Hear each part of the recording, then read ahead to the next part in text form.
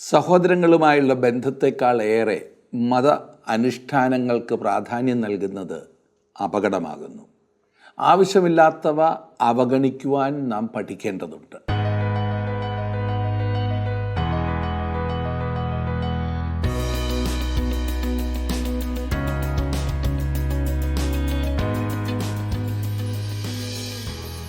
ഇന്ന് അനേകരുടെയും ആത്മീയ ജീവിതത്തെ അസ്വസ്ഥപ്പെടുത്തുന്നത് ആവശ്യമില്ലാത്ത ചില അനുഷ്ഠാനങ്ങളാണ്.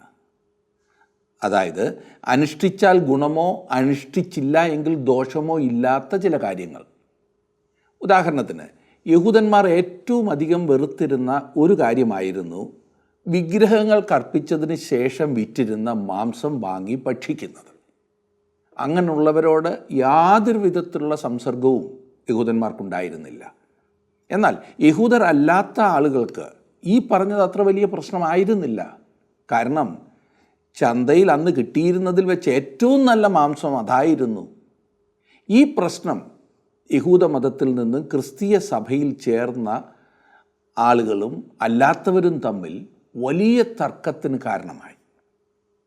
യെരുശലേം സുന്നഹദോസിലും ഇതൊരു പ്രധാന പ്രശ്നമായി ചർച്ച ചെയ്തിരുന്നുവെങ്കിലും തങ്ങൾ ആചരിച്ചു വന്നതിനെ അവഗണിക്കുവാൻ യഹൂദന്മാർ പലരും തയ്യാറായില്ല. അത് മാത്രമല്ല, അത് സഭയിലൊരു വലിയ പ്രശ്നത്തിന് കാരണവുമാക്കി. ഈ വിഷയത്തിന് വിശുദ്ധ പൗലോസ് നൽകുന്ന മറുപടി എത്ര സന്തുലിതമായത് ആയിരുന്നു എന്ന് കാണുക. അവൻ പറയുന്നത് വിഗ്രഹമേതുമില്ല, അതുകൊണ്ട് അതിൻ്റെ മുൻപിൽ വെച്ച മാംസം കഴിച്ചാലും കഴിച്ചില്ലെങ്കിലും ആത്മീയ ജീവിതത്തെ അതൊരു വിധത്തിലും ബാധിക്കയില്ല എന്ന്. പ്രധാനപ്പെട്ട കാര്യം തമ്മിലുള്ള ബന്ധം കാത്തു സൂക്ഷിക്കുന്നതാണ്. എത്ര വലിയൊരു ചിന്തയില്ലേ? നാം ഇന്ന് കടുംപിടുത്തം പിടിക്കുന്ന പല വിഷയങ്ങളും ഇപ്രകാരമുള്ളതല്ലേ? സൂക്ഷിക്കുക. സഹോദരങ്ങളുമായുള്ള ബന്ധം തകർത്തിട്ട് ആചാരങ്ങളിൽ സംതൃപ്തി കണ്ടെത്തിയാൽ അത് ആത്മീയതയുടെ ലക്ഷണമാകണമെന്നില്ല. പൗലോസ് ഈ വിഷയത്തെക്കുറിച്ച് സംസാരിക്കുന്നത് നമുക്ക് ചിന്തിക്കാം. കൊരിന്ത്യർക്ക് എഴുതിയ 1-ാം ലേഖനം 8-ാം അധ്യായത്തിൻ്റെ 3-ാം വാക്യം വരെ നാം ചിന്തിച്ചിരുന്നു. ഇന്ന് 4 മുതലുള്ള വാക്യങ്ങൾ നമുക്ക് ഒരുമിച്ച് പഠിക്കാം. കൊരിന്ത്യർക്ക് എഴുതിയ 1-ാം ലേഖനം 8-ാം അധ്യായം എടുത്താട്ടെ.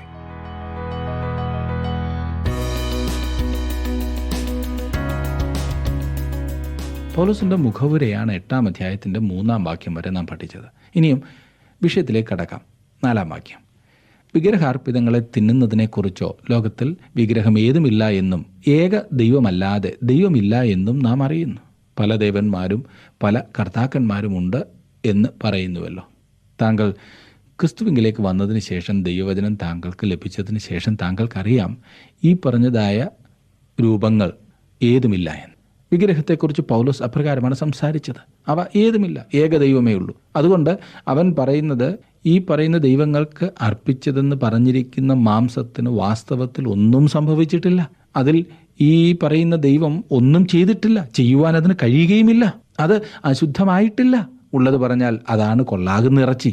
അതുകൊണ്ട് ശരിയായ അറിവുള്ള വിശ്വാസിക്ക് അവിടെ പോയി ഇറച്ചി വാങ്ങിക്കൊണ്ടുവന്ന് ഒരു പ്രശ്നവുമില്ലാതെ, ഒരു മനസാക്ഷി കുത്തലുമില്ലാതെ തിന്ന് ആസ്വദിക്കാമായിരുന്നു.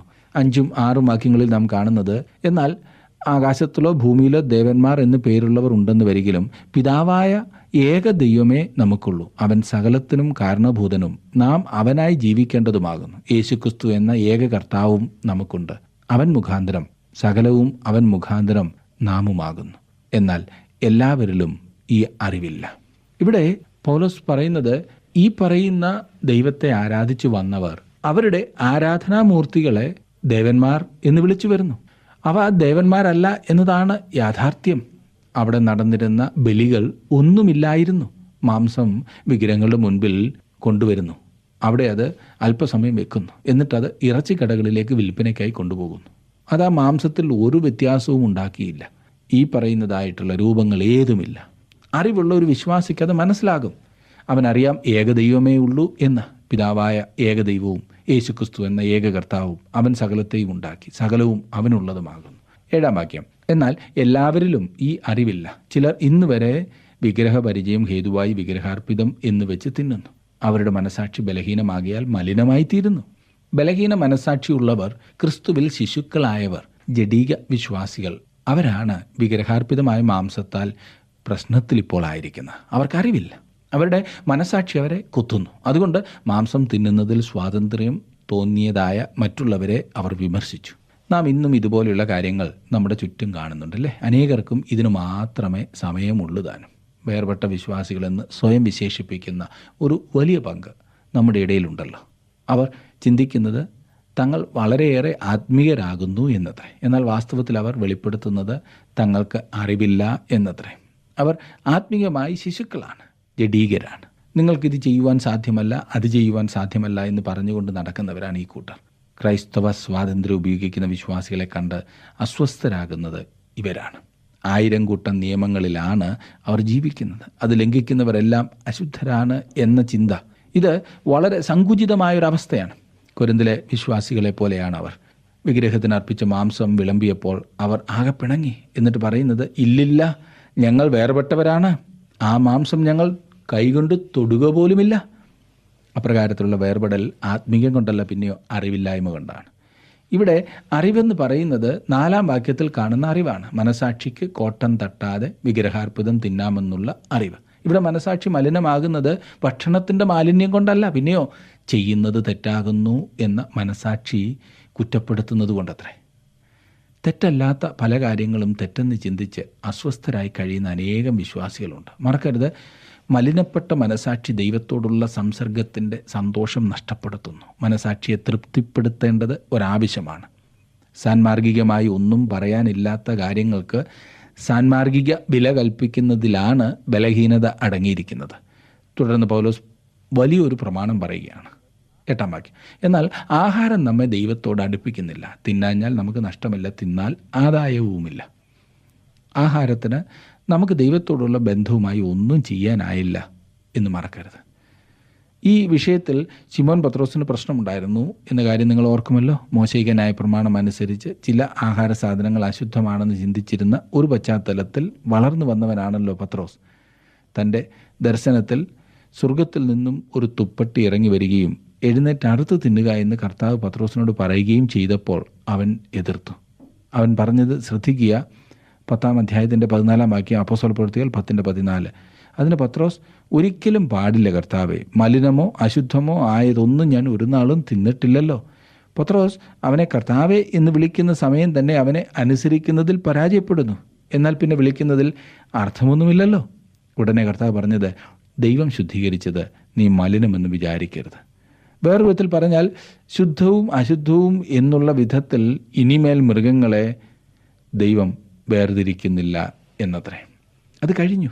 ഇപ്പോൾ നമുക്കിഷ്ടമുള്ള ഏത് മൃഗത്തെയും നമുക്ക് തിന്നാവുന്നതാണ്. ചില സ്ഥലങ്ങളിൽ പാമ്പിനെ തിന്നുമല്ലോ. അവർക്കത് ഏറ്റവും രുചികരമായ ആഹാരമാണ്. ഞാൻ നിങ്ങളുടെ വീട്ടിൽ വരുമ്പോൾ പാമ്പ് കറിയോ പാമ്പ് റോസ്റ്റോ ഉണ്ടെങ്കിൽ എനിക്കത് വിളമ്പരുതേ. അതിലെന്തെങ്കിലും ആത്മീക പ്രശ്നമുള്ളത് കൊണ്ടൊന്നുമല്ല, പിന്നെയോ എൻ്റെ വയറിൻ്റെ ബലഹീനത കൊണ്ടാകട്ടോ. വളരെ ഉന്നതമായ ഒരു പ്രമാണമാണ് പൗലോസ് ഇവിടെ പറഞ്ഞിരിക്കുന്നത്. ആഹാരം നമ്മെ ദൈവത്തോട് അടുപ്പിക്കുന്നില്ല. ആ വിധത്തിലുള്ള കാര്യങ്ങളിൽ നിങ്ങളുടെ സൗകര്യം പോലെ ചെയ്യാവുന്നതാണ്. ഇതത്ര ഒരു വിശ്വാസിക്കുള്ള സ്വാതന്ത്ര്യം. തിന്നാഞ്ഞാൽ നമ്മുടെ സ്വാതന്ത്ര്യം ഉപയോഗിക്കാതെ ഒഴിഞ്ഞിരുന്നാൽ നഷ്ടമൊന്നുമില്ല. തിന്നുന്നത് കൊണ്ട് വിശേഷാൽ നേട്ടവുമില്ല. കുറേ അധികം പേർ തിന്നാതിരിക്കാമെങ്കിൽ ആ സാധനങ്ങൾ ഭക്ഷിക്കുന്നവർക്ക് അത് അല്പം വില കുറച്ച് കിട്ടും, അത്രമാത്രം. നോമ്പിൻ്റെ സമയമാകുമ്പോൾ ഇറച്ചിയും മീനുമൊക്കെ വില കുറച്ച് കിട്ടുന്നത് പോലെ അത്രമാത്രം. 9-ാം വാക്യത്തിൽ, എന്നാൽ നിങ്ങളുടെ ഈ സ്വാതന്ത്ര്യം ബലഹീനന്മാർക്ക് യാതൊരു വിധത്തിലും തടങ്ങലായി വരാതിരിപ്പാൻ നോക്കുവിൻ. മാംസം ഭക്ഷിക്കുന്നത് ശരിയോ തെറ്റോ എന്നുള്ളതല്ല ഇവിടുത്തെ പ്രശ്നം. മറ്റുള്ളവരെക്കുറിച്ചുള്ള കരുതലാണ് ഇവിടുത്തെ പ്രധാന വിഷയം. നിങ്ങൾക്ക് വേണമെങ്കിൽ മാംസം ഭക്ഷിക്കുവാനുള്ള സ്വാതന്ത്ര്യം ഉണ്ട്. എന്നാൽ മറ്റുള്ളവരെക്കുറിച്ചുള്ള നിങ്ങളുടെ കരുതലോ, നിങ്ങൾക്ക് അറിവുണ്ട്, എന്നാൽ നിങ്ങളുടെ സ്നേഹത്തിൻ്റെ കാര്യമോ? ബലഹീനനായ സഹോദരനോട് താങ്കൾക്ക് സ്നേഹമുണ്ടോ? ഇത് അവനെ എങ്ങനെ ബാധിക്കുമെന്ന് താങ്കൾ ചിന്തിക്കുന്നുണ്ടോ? ഒരു കാര്യം അതിൽ തന്നെ നിർദോഷമാണെന്ന് വന്നാലും അത് ചെയ്യുന്നതിനാൽ മറ്റൊരുത്തന് പ്രയാസം നേരിട്ടു എന്ന് വന്നേക്കാം. സുശക്തമായ ഒരു വളർച്ചയ്ക്ക് നമ്മെ സഹായിക്കുന്നത് സ്നേഹമാണ്. 10-ാം വാക്യത്തിൽ നാം വായിക്കുന്നു, അറിവുള്ളവനായ നീ ക്ഷേത്രത്തിൽ ഭക്ഷണത്തിനിരിക്കുന്നത് ഒരുത്തൻ കണ്ടാൽ ബലഹീനനെങ്കിൽ അവൻ്റെ മനസാക്ഷി വിഗ്രഹാർപ്പിതങ്ങളെ തിന്നുവാൻ തക്കവണ്ണം ഉറക്കയില്ലല്ലോ. ക്രിസ്തീയ ശുശ്രൂഷയിലായിരിക്കുന്ന ഞങ്ങളിൽ പലതും ചെയ്യാതിരിക്കുന്നത് മറ്റുള്ളവരെ വ്രണപ്പെടുത്തും എന്നതിനാലാണ്. പലതും ചെയ്യില്ല എന്ന് ഞാൻ തീരുമാനിച്ചിരിക്കുന്നത് സ്നേഹത്തിൻ്റെ അടിസ്ഥാനത്തിലാണ്. ബലഹീനനായ സഹോദരനെ മുറിപ്പെടുത്തുവാൻ ഞാൻ ആഗ്രഹിക്കുന്നില്ല. കുറ്റപ്പെടുത്തുന്നൊരു മനസാക്ഷിയുമായി അവൻ ജീവിക്കുവാൻ ഞാൻ കാരണമാകരുത്. അവനെ വളരുവാൻ ഞാൻ സഹായിക്കേണ്ടതുണ്ട്. 11-ാം വാക്യത്തിൽ നാം കാണുന്ന, ആർക്കു വേണ്ടി ക്രിസ്തു മരിച്ചുവോ ആ ബലഹീന സഹോദരൻ ഇങ്ങനെ നിന്റെ അറിവിനാൽ നശിച്ചു പോകുന്നു. ഇതാ നോക്കൂ, നാം വ്യത്യസ്തമായ ഒരു പ്രമാണത്തിലാണ് പ്രവർത്തിക്കുന്നത്. ഒരു പ്രവർത്തനം ശരിയോ തെറ്റോ എന്നുള്ളതല്ല, പിന്നെയോ എൻ്റെ ബലഹീന സഹോദരങ്ങളുടെ മേൽ, എൻ്റെ അയൽക്കാരുടെ മേൽ അത് വരുത്തുവാൻ പോകുന്ന പ്രത്യാഘാതമാണ് പ്രശ്നം. ഓർക്കുക, ഈ അറിവ് എന്നുള്ളത് വളരെ അപകടകരമായൊരു കാര്യമാണ്. അറിവ്, സ്വാതന്ത്ര്യം, ഇവ രണ്ടുമാണ് ബലവാൻ വിഗ്രഹാർപ്പിതം തിന്നുവാൻ ഇടയാക്കുന്നത്. എന്നാൽ അറിവിനെയും സ്വാതന്ത്ര്യത്തെയും നിയന്ത്രിക്കേണ്ടത് സ്നേഹമാണ്. അത് വിട്ടുകളയരുത്. 12-ാം വാക്യത്തിൽ, ഇങ്ങനെ സഹോദരന്മാരുടെ നേരെ പാപം ചെയ്ത് അവരുടെ ബലഹീന മനസാക്ഷിയെ ദണ്ഡിപ്പിക്കുമ്പോൾ നിങ്ങൾ ക്രിസ്തുവിനോട് പാപം ചെയ്യുന്നു. ഒരു വിശ്വാസി ക്രിസ്തുവിൽ നിന്നും അകന്നു പോകുവാൻ നാം മുഖാന്തരമാകുമ്പോൾ വാസ്തവത്തിൽ നാം ക്രിസ്തുവിനെ തന്നെയാണ് വ്രണപ്പെടുത്തുന്നത്. സഹോദരന്മാരെ ദണ്ഡിപ്പിക്കുന്നത് ക്രിസ്തുവിനെ ദണ്ഡിപ്പിക്കുന്നതിന് തുല്യമാണ്. ആകയാൽ ആഹാരം എൻ്റെ സഹോദരന് ഇടർച്ചയായി തീരും എങ്കിൽ എൻ്റെ സഹോദരന് ഇടർച്ച വരുത്താതിരിക്കേണ്ടതിന് ഞാൻ ഒരു നാളും മാംസം തിന്നുകയില്ല. 13-ാം വാക്യമാണ് ഞാൻ വായിച്ചത്. ഈ പറഞ്ഞ കാര്യങ്ങളിൽ പ്രവർത്തിക്കുവാനുള്ള പ്രചോദനം ഇതത്രേ. ഈ വാക്യത്തിൽ പൗലോസ് പറഞ്ഞിരിക്കുന്നത് ഹൃദയസ്പർശിയായിട്ടുള്ള കാര്യമാണ്. അവൻ പറയുന്നു, എൻ്റെ സഹോദരൻ. മറ്റുള്ള ദൈവമക്കൾ എൻ്റെ സഹോദരൻ എന്ന് കാണുവാൻ സാധിക്കാത്തിടത്തോളം അറിവിനാൽ ചീർത്തിരിക്കുന്നവർ മാത്രമായിരിക്കും നാം. 10-ാം അധ്യായത്തിൽ ഇതേ പ്രമാണത്തെക്കുറിച്ച് തന്നെ പൗലോസ് വീണ്ടും സംസാരിക്കുന്നതായിരിക്കും. 10:23 നാം വായിക്കുന്നത്, സകലത്തിനും എനിക്ക് കർത്തവ്യമുണ്ട് എങ്കിലും സകലവും പ്രയോജനമുള്ളതല്ല. സകലത്തിനും എനിക്ക് കർത്തവ്യമുണ്ട് എങ്കിലും സകലവും ആത്മീക വർധന വരുത്തുന്നില്ല. എന്തെങ്കിലും ഒരു കാര്യം ശരിയാണോ തെറ്റാണോ എന്ന് വാദപ്രതിവാദം നടത്തുന്നതിൽ പ്രത്യേകിച്ച് വിശേഷമൊന്നുമില്ല. പ്രശ്നം ആ പ്രവൃത്തി മൂലം ഒരു ബലഹീന സഹോദരൻ ഉണ്ടാകുന്ന ചിന്തയാണ്, ബലഹീന സഹോദരൻ്റെ മേൽ വരുത്തുന്ന പ്രത്യാഘാതം. അത് അറിവിൻ്റെ ഒരു പ്രശ്നമല്ല. സകലത്തിനും എനിക്ക് കർത്തവ്യമുണ്ട്. ഒരു ക്രിസ്തു വിശ്വാസിയുടെ സ്വാതന്ത്ര്യം നിയമം കൊണ്ട് തറയ്ക്കപ്പെട്ടിട്ടില്ല. പെരുമാറ്റത്തിൻ്റെ നിയമത്താൽ ചുറ്റപ്പെട്ടിരിക്കുകയല്ല ഒരു ദൈവപൈതൽ. അവൻ്റെ സ്വാതന്ത്ര്യം സ്നേഹത്താൽ പുതിയപ്പെട്ടതാണ്. ദൈവപൈതലിൻ്റെ ഉത്തേജനം സഹോദരനെ ബുദ്ധിമുട്ടിക്കുന്നതാകരുത്. പിന്നെയോ സഹോദരനൊരു അനുഗ്രഹമായിരിക്കേണ്ടതാണ്. അങ്ങനെയാണ് ക്രിസ്തീയ പെരുമാറ്റത്തെ തീരുമാനിക്കേണ്ടത്. അതായിരിക്കണം ക്രിസ്തീയ പെരുമാറ്റങ്ങളുടെ പ്രചോദനം. ഏതെങ്കിലും ഒരു കാര്യം ചെയ്യുന്നത് തികച്ചും ശരിയായിട്ടുള്ളതാണെന്ന് എൻ്റെ അറിവിന് എന്നോട് പറയുവാൻ കഴിയും. എന്നാൽ എൻ്റെ സഹോദരനോടുള്ള എൻ്റെ സ്നേഹം ആ പ്രവൃത്തി ചെയ്യുന്നതിൽ നിന്നും എന്നെ മാറ്റി നിർത്തും എന്നോർക്കണം. തുടർന്ന് ഈ ക്രൈസ്തവ സ്വാതന്ത്ര്യം വേറൊരു രംഗത്ത് പൗലോസ് പറയുകയാണ്. തൻ്റെ സ്വന്തം അവകാശമായ അപ്പോസ്തലത്വത്തെക്കുറിച്ചാണ് പൗലോസ് ചർച്ച ചെയ്യുന്നത്, തൻ്റെ ഔദ്യോഗികമായ അവകാശം. അതിനുശേഷം സഭ തൻ്റെ ആവശ്യങ്ങളിൽ കൈത്താങ്ങുവാൻ തക്കവണ്ണം തനിക്കുള്ള അവകാശത്തെക്കുറിച്ച് പൗലോസ് പറയുന്നുണ്ട്.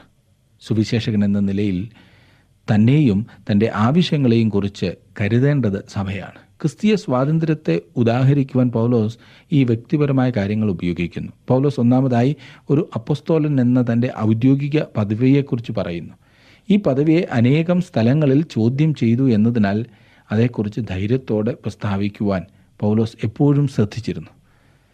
9-ാം അധ്യായത്തിലേക്ക് വരുമ്പോൾ അതിൻ്റെ 1-ാം വാക്യത്തിൽ നാം വായിക്കുന്നത്, ഞാൻ സ്വതന്ത്രനല്ലയോ, ഞാൻ അപ്പോസ്തോലനല്ലയോ, നമ്മുടെ കർത്താവായ യേശുവിനെ ഞാൻ കണ്ടിട്ടില്ലയോ, കർത്താവിൽ ഞാൻ ചെയ്ത പ്രവൃത്തിയുടെ ഫലം നിങ്ങൾ അല്ലയോ, ഞാൻ അപ്പോസ്തോലൻ അല്ലയോ? അതെ പൗലോസേ, അങ്ങ് ഒരു അപ്പോസ്തോലൻ തന്നെയാണ്. അതാണ് അവിടുത്തെ ഉത്തരം. നിശ്ചയമായും ഇവിടെ അങ്ങനെയാണ് വരേണ്ടത്. അതെ എന്നുള്ള മറുപടി മാത്രം ലഭിക്കുന്ന വിധത്തിലാണ് ഈ ചോദ്യങ്ങളൊക്കെ ചോദിച്ചിരിക്കുന്നത്. ഞാൻ സ്വതന്ത്രനല്ലയോ? ഉത്തരം, അതേ പൗലോസേ, അങ്ങ് സ്വതന്ത്രൻ തന്നെയാണ്. നമ്മുടെ കർത്താവായ യേശുവിനെ ഞാൻ കണ്ടിട്ടില്ലയോ? ഒരു അപ്പോസ്തലൻ്റെ യോഗ്യതകളിൽ ഒന്ന് അവൻ യേശുക്രിസ്തുവിനെ വ്യക്തിപരമായി കണ്ടവനാകുന്നു എന്നതത്രേ. ആ യോഗ്യതയും പൗലോസിനുണ്ടായിരുന്നു. പിന്നെ പറയുന്ന, കർത്താവിൽ ഞാൻ ചെയ്ത പ്രവൃത്തിയുടെ ഫലം നിങ്ങളല്ലയോ? അവൻ്റെ അപ്പോസ്തലത്വത്തിൻ്റെ തെളിവാണ് കൊരിന്ത്യയിലെ വിശ്വാസികൾ. മറ്റുള്ളവർക്ക് ഞാൻ അപ്പോസ്തോലൻ അല്ലെന്ന് വരികിൽ എങ്ങനെയെങ്കിലും നിങ്ങൾക്കാകുന്നു. കർത്താവിൽ എൻ്റെ അപ്പോസ്തലത്വത്തിൻ്റെ മുദ്ര നിങ്ങളല്ലോ. 2-ാം വാക്യമാണ് ഞാൻ വായിച്ചത്. മറ്റുള്ളവർക്ക് ഞാൻ അപ്പോസ്തോലൻ അല്ലെന്ന് വരികിൽ, എന്നാൽ മറ്റുള്ളവർക്ക് അവനൊരു അപ്പോസ്തലനായിരുന്നു. ഇവിടെ ഒരു വ്യവസ്ഥയാണ് പറയുന്നത്. എങ്ങനെയെങ്കിലും നിങ്ങൾക്കാകുന്നു കർത്താവിൽ എൻ്റെ അപ്പോസ്തലത്വത്തിൻ്റെ മുദ്ര നിങ്ങളല്ലോ. കൊരിന്ത്യ സഭയെ സംബന്ധിച്ചിടത്തോളം പൗലോസിന് തൻ്റെ അപ്പോസ്തലത്വത്തെ തെളിയിക്കത്തക്കവണ്ണം സംസാരിക്കേണ്ടതില്ല. അവിടെയുള്ള വിശ്വാസികൾക്ക് അത് തെളിവായിരുന്നു. അവരുടെ അടുക്കൽ സുവിശേഷം അറിയിക്കുവാൻ ദൈവം അയച്ചത് ഒരു സാധാരണക്കാരനെയല്ല, ഒരു അപ്പോസ്തലനെയാണ്. താങ്കളുടെ വിലപ്പെട്ട നിർദ്ദേശങ്ങളും അഭിപ്രായങ്ങളും പ്രാർത്ഥനാ വിഷയങ്ങളും ഇന്ന് തന്നെ ഞങ്ങളെ വിളിച്ചറിയിക്കുക. വിളിക്കേണ്ട നമ്പർ 8281384455.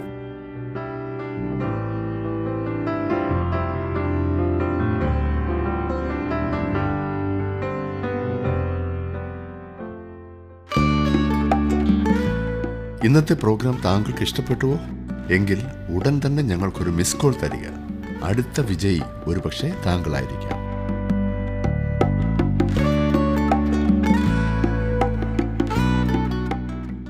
ഇനിയും അടുത്ത വാക്യത്തിൽ നാം വായിക്കുന്നു, 3-ാം വാക്യം. എന്നെ വിധിക്കുന്നവരോട് ഞാൻ പറയുന്ന പ്രതിവാദം ഇതാകുന്നു, തിന്നുവാനും കുടിപ്പാനും ഞങ്ങൾക്ക് അധികാരമില്ലയോ?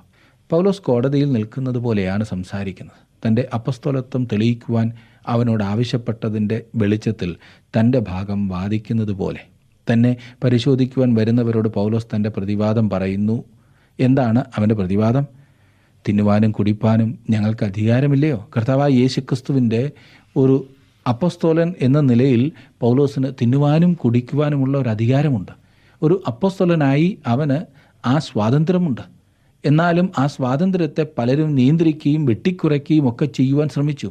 അവൻ വളരെ ധൈര്യത്തോടെ പ്രസ്താവിച്ചത് 8-ാം അധ്യായത്തിൻ്റെ 13-ാം വാക്യത്തിൽ നാം വായിക്കുന്നു, ആകയാൽ ആഹാരം എൻ്റെ സഹോദരന് ഇടർച്ചയായിത്തീരുമെങ്കിൽ എൻ്റെ സഹോദരന് ഇടർച്ച വരുത്താതിരിക്കേണ്ടതിന് ഞാൻ ഒരു നാളും മാംസം തിന്നുകയില്ല. മാംസം കഴിക്കുവാനുള്ള എല്ലാ അവകാശവും അവനുണ്ടായിരുന്നു, എന്നാൽ അവനത് ഭക്ഷിക്കുവാൻ പോകുന്നില്ല. ഈ പറഞ്ഞത് ഇച്ഛാശക്തിയുടെ ഒരു പ്രവർത്തനമായി വരുന്നു, ഇല്ലേ?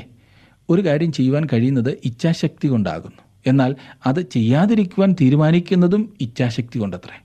ഒരു വിധത്തിൽ പറഞ്ഞാൽ അത് കൂടിയ ഒരു സ്വാതന്ത്ര്യമാകുന്നു. ഒരുപക്ഷെ നമുക്കറിയാവുന്നതിൽ ഏറ്റവും ഉന്നതമായ സ്വാതന്ത്ര്യം. ഒരു കാര്യം ചെയ്യുവാൻ താങ്കൾക്ക് സാധ്യമല്ല എങ്കിൽ താങ്കൾ അത് ചെയ്യുന്നില്ല. അതിൽ ഇച്ഛാശക്തിയുടെ പ്രവർത്തനം ഒന്നുമില്ല. എന്നാൽ ഒരു കാര്യം ചെയ്യുവാൻ താങ്കൾക്ക് സാധിക്കുമെന്നിരിക്കെ അത് ചെയ്യേണ്ടതില്ല എന്ന് തീരുമാനിക്കുന്നത് താങ്കളുടെ ഇച്ഛാശക്തിയുടെ ഒരു വെളിപ്പാടാണ്. 5-ാം വാക്യം. ശേഷം അപ്പോസ്തലന്മാരും കർത്താവിൻ്റെ സഹോദരന്മാരും കേഭാവും ചെയ്യുന്നത് പോലെ ഭാര്യയായ ഒരു സഹോദരിയുമായി സഞ്ചരിപ്പാൻ ഞങ്ങൾക്ക് അധികാരമില്ലയോ? കർത്താവിൻ്റെ സഹോദരന്മാരും എന്ന് പറഞ്ഞിരിക്കുന്നത് മറിയത്തിൻ്റെയും യോസഫിൻ്റെയും മക്കൾ തന്നെ എന്നാണ് വ്യക്തമാകുന്നത്. യേശുവിൻ്റെ അർദ്ധ സഹോദരന്മാർ. പുതിയ നിയമത്തിൽ രേഖപ്പെടുത്തിയിരിക്കുന്ന വിധം നോക്കിയാലും അതാണ് ശരിയെന്ന് ബോധ്യപ്പെടും. ഇവർ മറിയയുടെ സഹോദരിയുടെ മക്കളെന്നും യോസഫിൻ്റെ മറ്റൊരു വിവാഹത്തിലെ മക്കളെന്നും ആദിമകാലങ്ങളിൽ അഭിപ്രായമുണ്ടായിരുന്നു. യേശുവിൻ്റെ അർദ്ധ സഹോദരന്മാരായിരുന്ന യാക്കോബും യൂദയുമൊക്കെ വിവാഹിതരായിരുന്നു എന്നുള്ളത് തർക്കമറ്റ സംഗതിയാണ്. പത്രോസ് വിവാഹിതനായിരുന്നല്ലോ. അവർ പ്രസംഗ പര്യടനത്തിനായി പോയിരുന്നപ്പോൾ തങ്ങളുടെ ഭാര്യമാരെ തങ്ങളോടൊപ്പം കൊണ്ടുപോയിരുന്നു. പൗലോസ് പറയുന്നു തനിക്ക് അതേ സ്വാതന്ത്ര്യമുണ്ട് പോലും. എന്നാൽ ഒരു ഭാര്യയെ സ്വീകരിച്ച് കൂടെ കൊണ്ടുപോകാതിരിക്കുവാനാണ് താൻ തീരുമാനിക്കുന്നത്. കാരണം തൻ്റെ ശുശ്രൂഷയെ അത് പരിമിതിപ്പെടുത്തും. പല തടസ്സങ്ങൾ ഉണ്ടാകാം. ഒരു സുവിശേഷൻ തൻ്റെ ഭാര്യയെ കൂടെ കൊണ്ടു നടന്നാലും പ്രശ്നം, കൊണ്ടു നടന്നില്ലെങ്കിലും പ്രശ്നം. കൊണ്ടുപോയില്ലെങ്കിൽ എല്ലാവരും ചോദിക്കും എന്താ കൊണ്ടുവരാഞ്ഞതെന്നല്ലേ? അഥവാ ഒരിടത്തെങ്ങാനും കൊണ്ടുവന്നാൽ ചോദിക്കും എല്ലായിടത്തും ഇതുപോലെ കൊണ്ടുപോകുമോ എന്ന്. താങ്കൾ ചെയ്യുന്നതിനപ്പുറമായി ശുശ്രൂഷയിൽ താങ്കൾ ചോദ്യം ചെയ്യപ്പെടും. സുഹൃത്തെ, മറക്കരുത്. പൗലോസ് ഈ പറഞ്ഞ വിധത്തിലുള്ള കാര്യം അഭിമുഖീകരിച്ചു. ഒരു ഭാര്യയെ തന്നോടൊപ്പം കൊണ്ടു നടക്കുവാനുള്ള അവകാശം അല്ലെങ്കിൽ സ്വാതന്ത്ര്യം തനിക്കുണ്ടെന്നാണ് പൗലോസ് പറയുന്നത്. എന്നാൽ അവിവാഹിതനായിരിക്കുന്നതാണ് പൗലോസ് തിരഞ്ഞെടുത്തത്. അത് ആവശ്യമായിരുന്നതാനും. കാരണം അവൻ്റെ പ്രവർത്തനം അത്രയ്ക്ക് പ്രയാസമേറിയതായിരുന്നല്ലോ. അവൻ ചെന്നിടത്തൊക്കെ ആദ്യമായി സുവിശേഷവും കൊണ്ട് ചെന്നത് താനാണല്ലോ. എത്ര ത്യാഗപൂർണമായ ഒരു ജീവിതം. 6-ാം വാക്യത്തിൽ, അല്ല വേല ചെയ്യാതിരിപ്പാൻ എനിക്കും ബർന്നബാസിനും മാത്രം അധികാരമില്ല എന്നുണ്ടോ? പൗലോസ് ഇവിടെ പറയുന്നത് താനും ബർന്നബാസും മനസ്സ് വെച്ചാൽ ഒരു പണിയും ചെയ്യാതെ തങ്ങൾക്കും വീട്ടിലിരിക്കാമെന്നത്രേ. അപ്പോസ്തലപ്രവൃത്തിയുടെ പുസ്തകം 15-ാം അധ്യായത്തിന് 38-ാം വാക്യത്തിലെ ഉഗ്രവാദത്തിന് ശേഷം പൗലോസിനെയും ബർന്നബാസിനെയും ചേർത്ത് പറയുന്നത് ഇവിടെയാണ്. സുവിശേഷം പ്രസംഗിക്കുന്ന മറ്റ് അപ്പോസ്തലന്മാർ സഭകളാൽ പോറ്റപ്പെടുകയാകുന്നുവെങ്കിൽ ഞങ്ങളും അതിന് യോഗ്യരും അർഹരുമല്ലേ എന്നത്ര ഇവിടെ പറയുന്നത്. എന്നാൽ സ്വന്തം ചെലവിൽ കർത്താവിനെ സേവിക്കുന്ന ഉയർന്ന പ്രമാണം ഞങ്ങൾ ഒരു മാതൃകയാക്കേണ്ടതിന് സ്വമേധയാ തിരഞ്ഞെടുത്തു എന്നേ ഉള്ളൂ. സുവിശേഷ വേല ചെയ്യുന്ന ആളുകൾക്ക് ശമ്പളം നൽകുന്നതിനെക്കുറിച്ച് ഇനിയും പൗലോസ് വിവരിക്കുവാൻ പോവുകയാണ്. 7 മുതൽ 9 വരെയുള്ള വാക്യങ്ങളിൽ നാം വായിക്കുമ്പോൾ കാണുന്നത്, സ്വന്തം ചെലവിന്മേൽ യുദ്ധസേവ ചെയ്യുന്നവനാർ, മുന്തിരിത്തോട്ടമുണ്ടാക്കി അതിൻ്റെ ഫലം തിന്നാതിരിക്കുന്നവനാർ, ആട്ടിൻകൂട്ടത്തെ മേയിച്ച് കൂട്ടത്തിൻ്റെ പാൽ കൊണ്ട് ഉപജീവിക്കാതിരിക്കുന്നവൻ ആർ? ഞാൻ ഇത് മനുഷ്യരുടെ മര്യാദ പ്രകാരമോ പറയുന്നത്? ന്യായപ്രമാണവും ഇങ്ങനെ പറയുന്നില്ലയോ?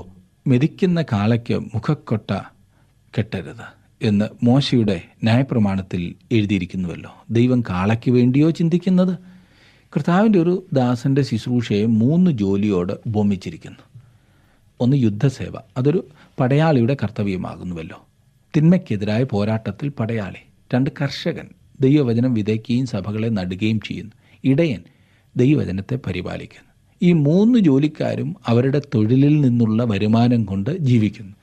അതുകൊണ്ട് കർത്താവിൻ്റെ ദാസൻ സഭയാൽ പോറ്റപ്പെടേണ്ടവരാണ്. അക്കാലങ്ങളിൽ കാളയെ ഉപയോഗിച്ചുകൊണ്ടായിരുന്നു ധാന്യം മെതിച്ചിരുന്നത്.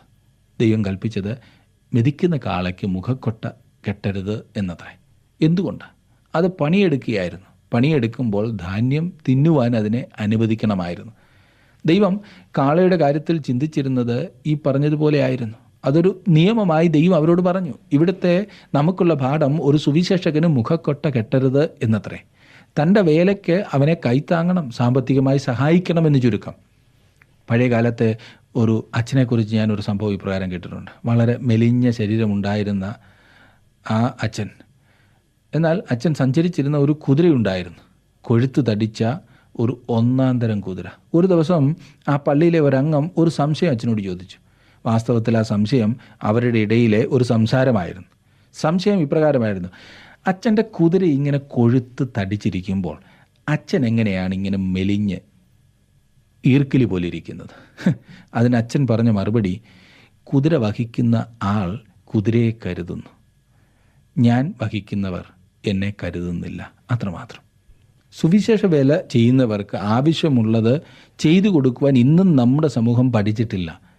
സുവിശേഷ വേലക്കാരനായ ഞാൻ അതേക്കുറിച്ച് പറയുവാൻ തുടങ്ങിയാൽ എനിക്ക് വല്ലതും കിട്ടുവാൻ പറയുന്നു എന്ന് കേൾവിക്കാർ ധരിക്കുമെന്നുള്ളതിനാൽ ആ വിഷയത്തിലേക്ക് ഞാൻ പ്രവേശിക്കുന്നില്ല. ഏതായാലും ഈ വിഷയത്തെക്കുറിച്ച് ഗൗരവമായി ഓരോ വിശ്വാസിയും ചിന്തിക്കേണ്ടതുണ്ട്. ചിന്തിക്കുമ്പോൾ നിങ്ങൾക്ക് മനസ്സിലാകും.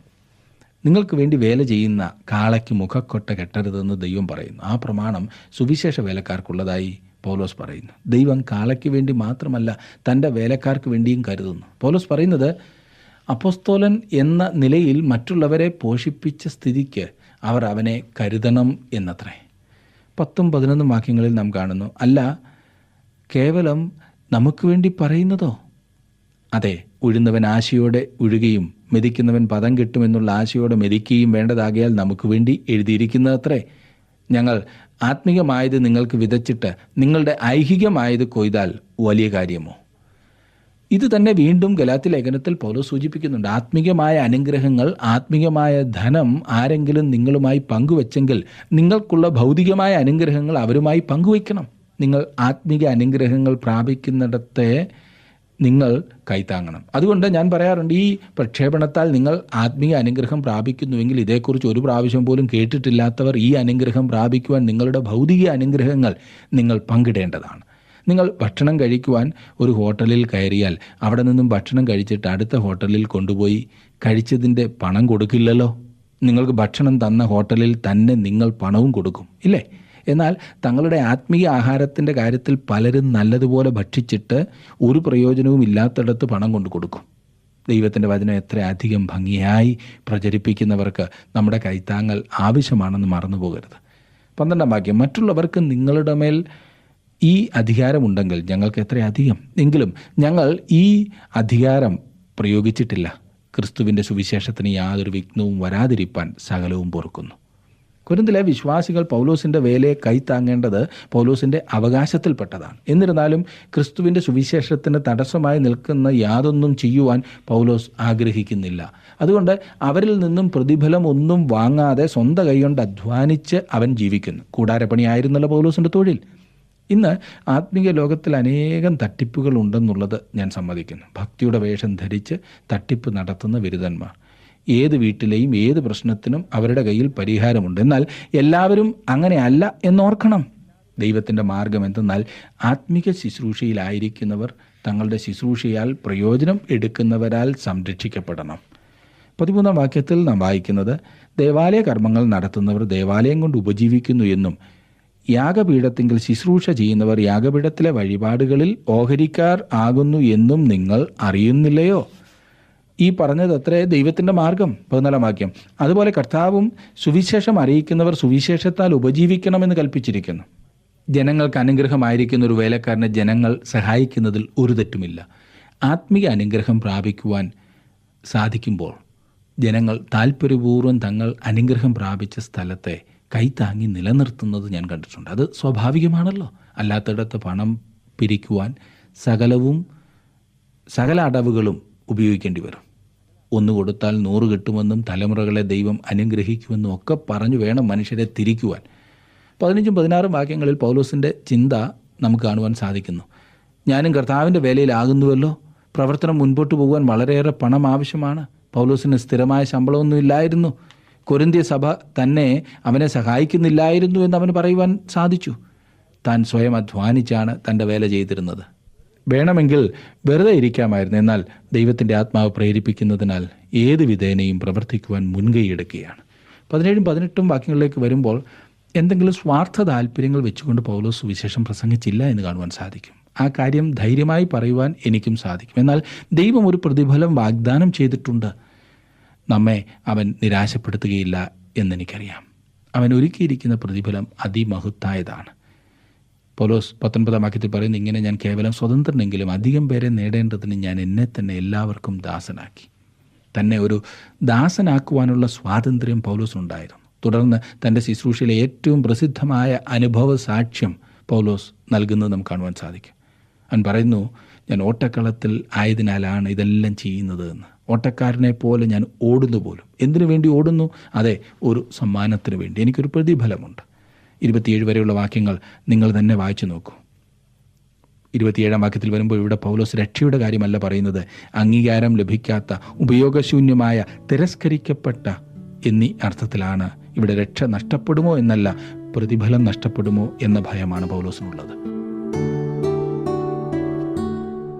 രക്ഷ നഷ്ടപ്പെടുമോ എന്നല്ല, പ്രതിഫലം നഷ്ടപ്പെടുമോ എന്നതാണ് ഇവിടുത്തെ ചോദ്യം. അതാണ് പൗലോസ് ചോദിച്ച് അവസാനിപ്പിച്ചത്. ഇന്ന് ഈ പഠനം ശ്രദ്ധിക്കുവാൻ നിങ്ങൾ കാണിച്ച താല്പര്യത്തിന് പ്രത്യേകം നന്ദി. നിങ്ങളുടെ സമയം അതിനായി നൽകിയല്ലോ. ദൈവം നിങ്ങളെ അനുഗ്രഹിക്കട്ടെ. അടുത്ത ക്ലാസ്സിൽ നമുക്ക് വേറൊരു വിഷയവുമായി വീണ്ടും കാണാം. അതുവരെ ദൈവ സാന്നിധ്യം നിങ്ങളോട് കൂടെ ഉണ്ടായിരിക്കട്ടെ.